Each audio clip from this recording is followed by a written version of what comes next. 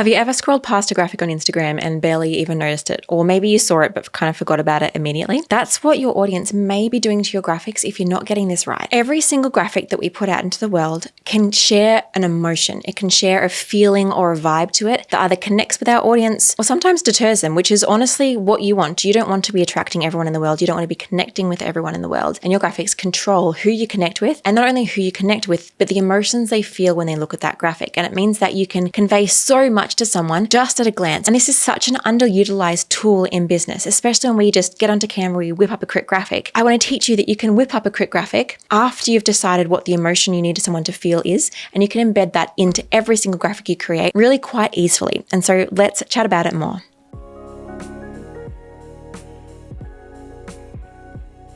So hi, if we have not yet met before, my name is Jackie and I am a graphic designer who is stopping the gatekeeping and helping everyday business owners learn how to create their own incredible brand and graphics with their own two hands using programs like Canva. I'm teaching you how to create graphics that are strategic, that look amazing, connect with your audience, and help make you sales. And so if that sounds like something that's interesting to you, make sure that if you're on YouTube, you hit subscribe, or make sure you follow along on whatever podcast platform you are listening on. So let's chat about emotion. Emotion when it comes to graphic design is this idea that we can make our audience, our viewer, feel something in particular. And everything that we're putting out there needs to feel something. And you might not even be aware of this yourself. You might not be aware that your business actually has emotions to it and feelings that you want to convey through it because you haven't really thought about it. What happens a lot of the time is we kind of just do business and it just becomes so much of our norm that we forget that not everyone is in the same place or wavelength or feelings as we are. And so we forget to convey what we need to convey. And so when you're making graphics, whether it's a social media post, a website, or an overall brand, you can make very intentional decisions about what you want someone to feel. And when someone feels something, they are far more likely to connect with you if you're the person that they need to connect with.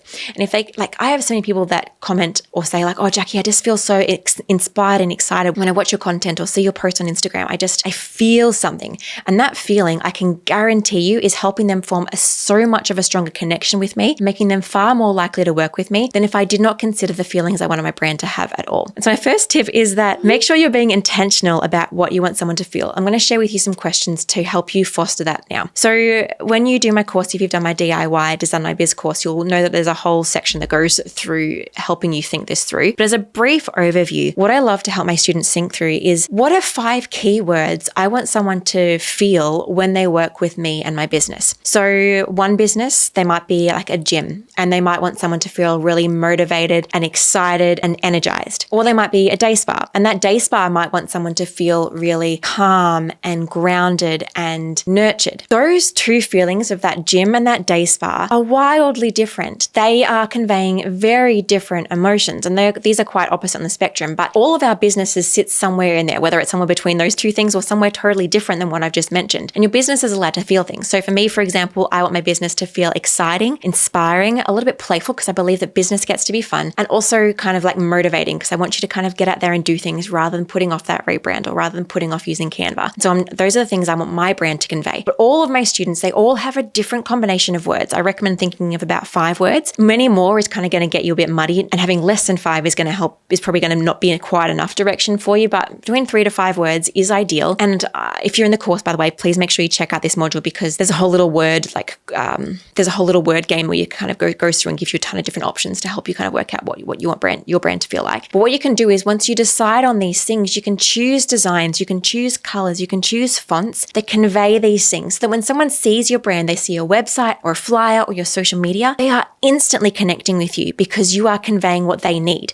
I don't want to work with someone who wants their business to feel really stiff and corporate and they don't want to have fun in business. They're not really a heart-led business owner. They're just kind of in it to make money and that's all. They're kind of separate from it. They're not embedding themselves anywhere. It's kind of just, this is just the business and this is what it is and I don't care about it. I don't work well with that kind of person. I usually work with the kind of business owner who is excited about their brand, who is excited about their business. They're excited about helping their audience and helping their clients. They've got a bit of their heart in it. They've got a bit of themselves in the brand. And so my graphics and what I've chosen to make my designs look like intentionally connect with the people that I want to connect with. And it's probably actually going to also repel the people that aren't interested in working with me because they're not got the same values and alignment as I do. And so when you create a brand really intentionally, you're not only attracting the right people, you're also conveying the right thing. And it means that when they see your graphics, they kind of already understand and they're kind of almost just deciding, you know what, this kind of person is for me. I'm feeling the right things. Or they might, like if you see one of my posts, then you might think, okay, cool, Jackie's this kind of person. I'm really excited to work with that kind of person, and I want to work with her even more. And it also just kind of pre-sets people up to being ready to work with you. Like if I had a really like black and white and minimal brand, but then you got into working with me and I was quite playful and less serious and like motivating, then you probably would feel a little bit jarring when it came to working with me, because the emotions I was conveying in my graphics didn't match the emotions of what it was like working with me. And so let's now chat about some things that you can intentionally do and choose in your graphics to make sure that you're conveying the right thing. So some of those things are, firstly, colors. You've probably heard the word color psychology. I've done more episodes on this. Feel free to kind of search my bank and have a look for them. But in essence, colors can convey things. Colors convey feelings and emotions. And so if you are a really luxe kind of brand, you might not use super duper bright colors. You might use more muted tones. Or if you are a fast food brand, you'd probably use reds and yellows, compared to if you were a health food brand, you might use more greens, because these are all conveying different things. Or if you're really like a nurturing kind of grounded kind of coach, you'd probably use more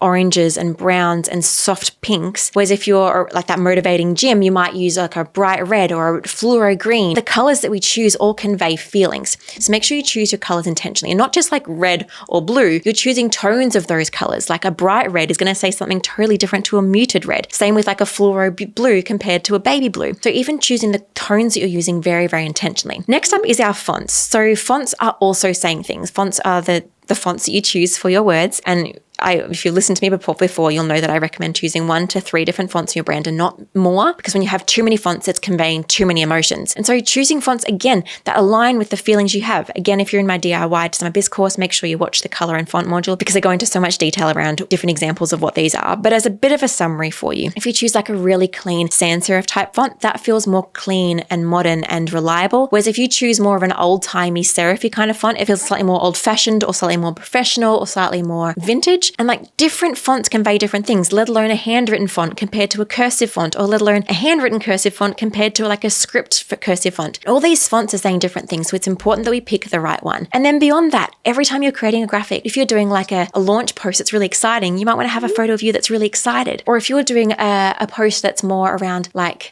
some thought leadership around a particular topic, you might have more of a serious kind of face. And so even getting more nuanced in the little kind of graphics you're making, and the kind of poses you're doing in your pictures, or the kind of stock imagery that you're choosing, or even like, you know what people don't talk about enough, or even I don't talk about enough, is like if you have really, like even if you use the same fonts and same colors, if you choose really, really big text compared to really small text, that again is going to impact how the design feels. If it's more like in your face and bold and creative, or if it's really small and minimal, those are going to have different feelings. And then on top of that, if you've been in my courses, you'll know that I talk a lot about elements. Elements are kind of like those extra graphics, like a pattern over here, or a little illustration, or a little doodle, or a little icon. Those as well, they carry emotion to them. A big example of this is like if I've done like brands for like a cooking kind of recipe brand before, and we wanted to decide if we wanted to have like a really like farmhouse style vibe, or a really like childlike fun recipe kind of vibe. And so like the childlike fun recipe one might have like a really like a playful doodle kind of carrot, like a little rough sketch, or like a farmhouse vibe might have quite a really intricate carrot sketch that's got like just shading and fanciness to it. And so all of these design choices carry different emotion and help our audience to feel things. And if you're not intentionally choosing the feelings you want your audience to have, it's either not going to align or not going to connect with them, and they're not going to resonate with your business on a deeper level. And that deeper level is what's the difference between you connecting with your audience and getting them to buy from you quite quickly, or them kind of maybe scrolling past or missing you, or not realizing that you're the business that they need because things aren't connecting on that more personal, emotional level. So I hope those things are helpful for you. Think through every single post you make, or especially when you're designing your brand. What feeling do I want my brand to have? List out those 3 to 5 words. Create and choose fonts and colors and elements and styles intentionally that back up what you want your brand message to be, because that's where the real underlying connection happens, where we can kind of connect with people on a more human level rather than this distant AI kind of, is this person really here kind of level. We want to connect with our audience on a deeper level, because then it's a far quicker way to build trust and a far quicker way for them to want to purchase from us. And if you are wanting more help with this kind of thing, like you're like, Jackie, I